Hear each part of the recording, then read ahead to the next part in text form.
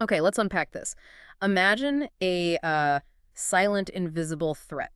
It's lurking in hospitals everywhere, surgical site infections, SSIs. Mhm. And these aren't trivial. We're talking anywhere from 3% to, well, up to 50% of surgeries globally.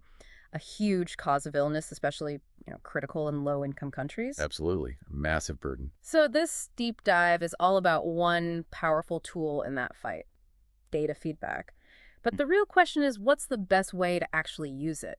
You sent over this fascinating systematic review looking right at that. Yeah, and what's really intriguing, you see, is that just doing surveillance, just collecting the data, that alone doesn't seem to cut infection rates. Right. But when you pair that surveillance with effective feedback, well, that's been shown to be a bit of a game changer. How so? It changes how antibiotics are prescribed perioperatively. Mhm. It leads to better patient outcomes, and it can even reduce healthcare costs. Okay, that sounds promising. But here's the thing. There's a big gap, a blind spot, really. The specifics of how this feedback should actually be delivered effectively, that's not well understood. And this review, it tackles that exact question, looking at 21 different approaches. 21 approaches. Okay, so diving into those specifics then, what did the review actually find? How is feedback being delivered out there in surgical practice right now? Well, one key thing that jumped out is that feedback is very rarely just a standalone thing. Okay. It's usually part of what they call a multimodal bundle. So it's combined with other strategies, maybe extra training or getting different people involved. Makes sense, like a package deal. Exactly. And in terms of format, well, most of it, about 65% was written, think emails, maybe meeting minutes. Standard stuff. Yeah. And then some oral presentations, maybe Hmm. 50%. And interestingly, it was pretty much split down the middle between group feedback, about 50%, and individualized feedback to specific people, around 40%. That split's interesting, group versus individual. But here's what really jumps out at me. Yeah. Who is actually getting this feedback? Because surely that matters, right? Oh, absolutely. You've hit on a really crucial point there. Yeah. The review highlighted that the feedback often goes to the department heads or directly to the surgeons, the anesthesiologists. The decision makers, perhaps. Right. But here's the critical bit.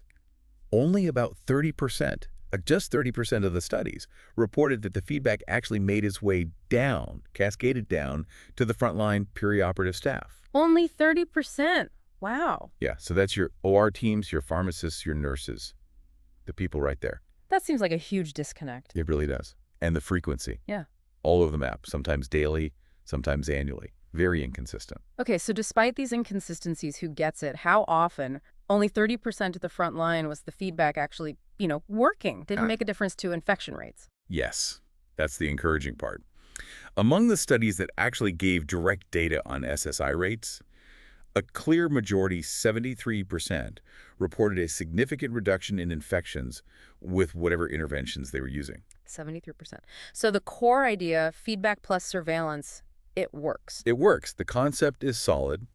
But then when you look closer, particularly through the lens of implementation science, Okay, what's that? that's a whole field, studying how to actually get research findings put into real-world practice effectively. Got it. When you look at it that way, the review found something pretty striking. Over half, 37 out of 73 established implementation strategies, things known to help get changes adopted. Yeah.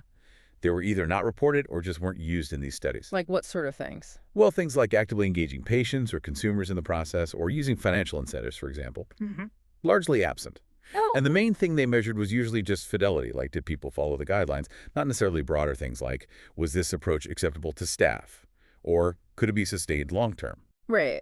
So we know feedback helps reduce SSIs, but we're potentially missing a lot of tools from the implementation science toolkit to make it work even better and stick. Precisely. So wrapping this up then, what does this really mean for you, our listener, and maybe for the future of surgical safety? I think this review really underscores a critical need. Future research has got to pay much closer attention not just to collecting data, but to who gets the feedback, how it's delivered, the format, the frequency, and measuring its full impact. Not just infection rates, but acceptability, sustainability. Exactly. It's not just about having the data. It's about making it genuinely actionable, clinically relevant for everyone involved in care. And maybe a final provocative thought for you to chew on. If we know feedback works, but so many established implementation strategies like incentives or better patient engagement are apparently being left on the table in this really vital area, What potential are we leaving untapped? How much better could we be if we started systematically exploring and using those neglected approaches? Could that be the key to really revolutionizing surgical care, something to ponder?